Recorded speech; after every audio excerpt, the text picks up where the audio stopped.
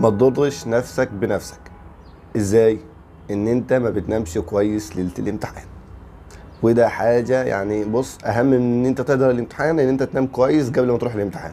لان معنى كلمه نومك كويس معناها ان انت تكون مركز في الامتحان، واللي بيخليك تحل كويس ان انت تبقى مركز. فبالتالي لازم تنام كويس مهما كان اللي عليك، مهما كان لسه عندك 3 امتحانات 4 امتحانات 5 امتحانات لسه هتمتحنهم او لسه هتحلهم، وبكره الامتحان عادي مالكش دعوه. هبص ذاكرت اللي ذاكرته، حليت اللي حليته، خلاص السنه خلصت خلاص. ما تجيش بقى في ليله الامتحان اللي هم اللي قبل يوم الامتحان في الليل تقول لا ده انا هخلص كله ده. لا، فبالتالي نام كويس. نام من زي نومك العادي، كنت بتنام 6 ساعات، كنت بتنام 7 ساعات، كنت بتنام 8 ساعات، نامهم وقوم مرتاح وعادي جدا كأن مفيش اي حاجه. لان معنى كلمه ان انت بتنام قليل ليله الامتحان، معنى التركيز بتاعك بيبقى في الامتحان